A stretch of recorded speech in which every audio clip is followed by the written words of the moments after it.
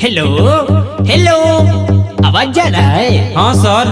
हाँ तो ठीक बा, गाओ 1 2 3 4। लेके लहंगा लोहरदार नैहर से हमारा ससुरार मिले आव इरबू हमारा सैया जी के घर। लेके लहंगा लोहरदार नैहर से हमारा ससुरार मिले आव इरबू हमारा राजा जी के घर।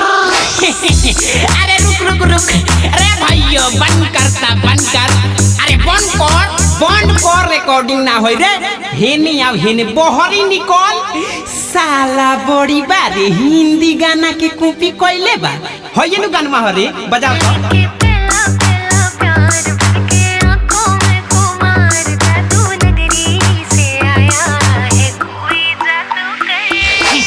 निकल जल्दी बहरी निकल, साला छोटा आदमी। अरे ये साल ओकर कॉलर छोड़ दो, कस्टमर के सामने बेइज्जती करता रो। हाँ तो का करी, गाना चोराई है तो काठी करे हो रे। तो तोर काहे फाटता? ई डीजे विकास के म्यूजिक हो, गावे दे, कोनो दिक्कत नहीं खे। हाँ तो गावा ना, हम जातनी अपनी स्ट्राइक ठेला जातनु, तो मत कहिया हमरा से। जो साला भाग। ए भाई तू गावा हो, आवो 1 2 3 4। लेके लहंगा लोहरदार नैहर से हमारा ससुरार मिले आव इरबू हमारा राजा जी के घर। वेरी गुड, बहुत अच्छा।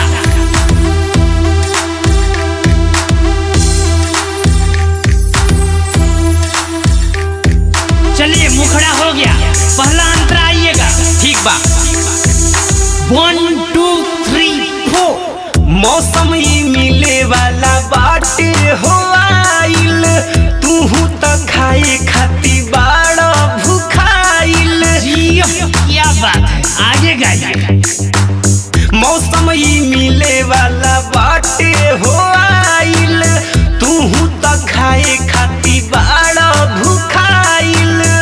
मिलल बाटे हो सुतार करी हाजी भर के हो प्यार मिले आवा इरबू हमारा सैया जी के घर।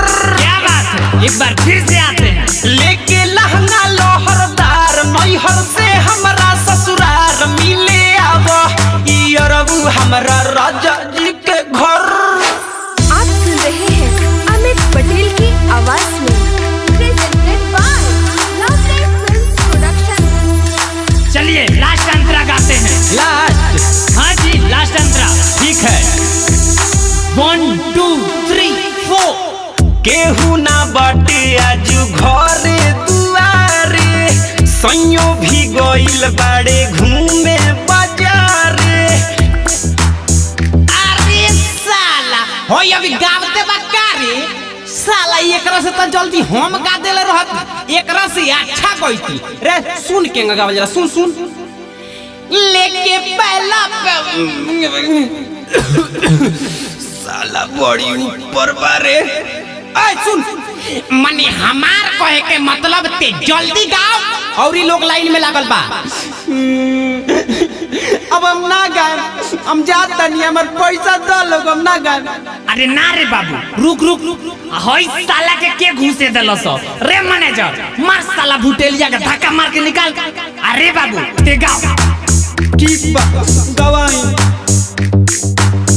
केहू ना बाटे आजू घरे दुआरे, सैयो भी गइल बाड़े घूमे बाजारे। गाड़ी चढ़ा होई यार ते जहाली से रफ्तार मिले आव इरबू हमारा राजा जी के घर। लेके लहंगा लोहरदार नैहर से हमारा ससुरार मिले आव इरबू हमारा सैया जी के घर। लेके लहंगा लोहरदार नैहर से हमारा ससुरार मिले आव इरबू हमारा राजा जी के घर। अरे ये मुकेश, अरे गाना तो निमन लागता रे। निमन लागता कि सुपर हिट बा। हमार घेवड़ा ना हिट हुई, चढ़ावो ना, अबे कॉपीराइट लागता।